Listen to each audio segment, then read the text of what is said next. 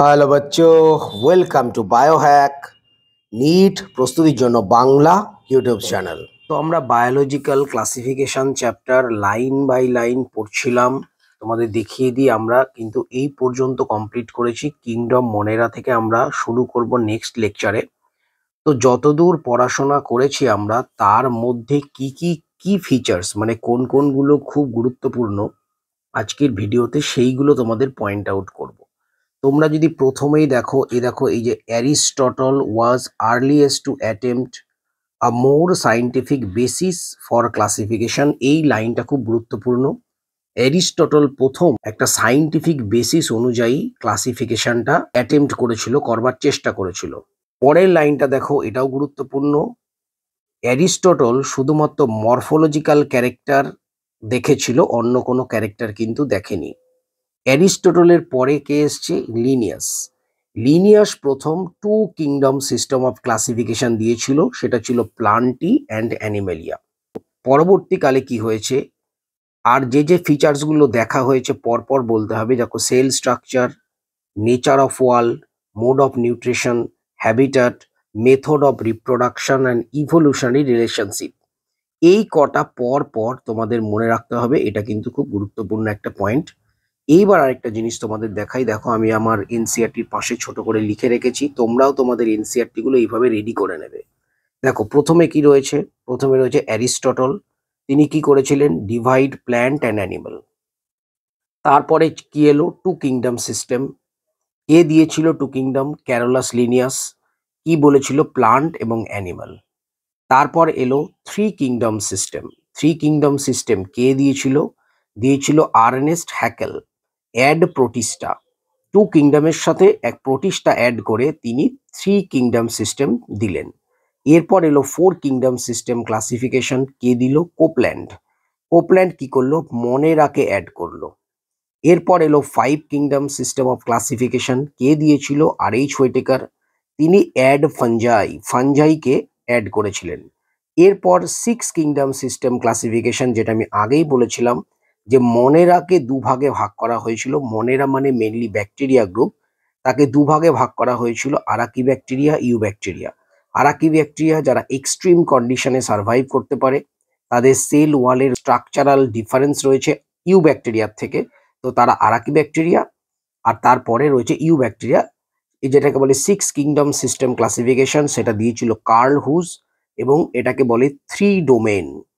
এছাড়াও দেখো, virus, viroid, lichen, prion not included in five kingdom system of classification. তো এরা কিন্তু ফাইভ কিংডমে ইনক্লুডেড নয়। এরপর এই দিকে যে চার্টটা তোমাদের বলেছিলাম, এটা খুব গুরুত্বপূর্ণ একটা চার্ট, প্রত্যেকটা পয়েন্ট তোমাদের জানতে হবে। মেন হচ্ছে ফানজাইয়ের, দেখো, কাইটিন, সেল ওয়ালের ক্ষেত্রে অন্যতম যেটা কাইটিন, এইটা জানতে হবে। এবং এই ব্যাকটেরিয়ার মোড অফ নিউট্রিশন, এই জায়গাটা খুব গুরুত্বপূর্ণ। যদিও ব্যাকটেরিয়া যখন আমি পড়াবো, এই মোড অফ নিউট্রিশন তোমাদের ডিটেলসে বলবো। এরপরের আমরা যদি চলে যাই, আর এইচ হোয়াইটেকার কত সালে দিয়েছিল? 1969 সালে ফাইভ কিংডম সিস্টেম দিয়েছিল। এবং সেগুলো কি কি? মনেরা, প্রোটিস্টা, ফাঞ্জাই, প্লান্টি, অ্যানিমেলিয়া, এই জায়গাটা পড়তে হবে। কি কি দেখে ক্লাসিফিকেশনটা করেছিল? দেখো, cell structure, body organisation, mode of nutrition, reproduction and phylogenetic relationship, এইটা ভালো করে পড়বে। এইখানে কিছু এক্সাম্পল দেওয়া রয়েছে, যে এক্সাম্পলগুলো মেনলি তোমার কাকে কেন কোন কিংডমে রাখা হয়েছে সেইটা কিন্তু বলছে। এটাই কিন্তু গুরুত্বপূর্ণ এই জায়গাটা। এরপর আমরা যদি নেক্সট পেজে চলে যাই, এ দেখো নেক্সট পেজে এই জায়গাটা দেখছো, মানে phylogenetic based on evolutionary relationship. তো ফাইলোজেনেটিক মানে ইভলিউশনারি রিলেশনশিপ, এই জায়গাটা খুব গুরুত্বপূর্ণ। এছাড়া এই যে kingdom Protista has brought together chlamydomonas, chlorella, earlier placed অ্যালগা। তো এই যে জায়গাটা, এই জায়গাটা এক্সাম্পলটা তোমাদের পড়তে হবে। এখান থেকে স্টেটমেন্ট বেস কোশ্চেন কিন্তু আসতে পারে। আর এইটাই মোটামুটি যেটুকুনি পড়িয়েছিলাম, তার মধ্যে মেন তোমার হাইলাইটেড পয়েন্ট। এরপর আমরা কিংডম মনেরা পড়বো। তোমরা দেখছো পাশে পাশে কিন্তু লিখে রাখা রয়েছে। আমার যে এনসিইআরটিটা, সেটা তৈরি করা রেডি এনসিইআরটি যাকে বলে।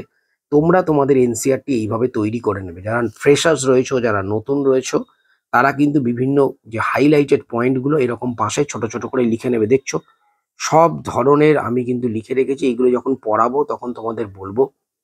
দেখো, সিলিয়া স্মল হয়, অনেকগুলো হয়। ফ্লাজেলা লম্বা হয়।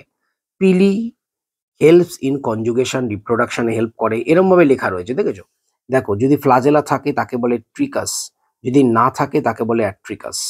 তারপরে ট্রিকাস মানে ফ্লাজেলা থাকে তার মধ্যে দেখো, মনোট্রিকাস মানে একটা, অ্যাম্ফিট্রিকাস মানে দুদিকে দুটো, লোফোট্রিকাস মানে একদিকে একগুচ্ছ। তো এইভাবে প্রত্যেকটা জায়গা এনসিইআরটি তোমরা কিন্তু একদম সুন্দর করে লিখে নেবে পাশে পাশে। তাহলে এই দেখো ব্যাকটেরিয়াল নিউট্রিশন তোমাদের যেটা বলছিলাম, এই দেখো সুন্দর করে কি সুন্দর লেখা রয়েছে। তো এইগুলোই আমি তোমাদেরকে ভালো করে পরের দিন যখন পড়াবো, তো তখন কিন্তু তোমাদেরকে ভালো করে এখান থেকে আমি বলে দেবো। তো যাই হোক, নেক্সট লেকচারে আমরা পড়বো মানে কিংডম মনেরাটা পড়বো। তারপরে আস্তে আস্তে আমরা টোটাল এক এক করে এই চ্যাপ্টার শেষ করে তারপর চ্যাপ্টারের যে মেন মেন কোশ্চেন সেগুলো প্র্যাকটিস করব।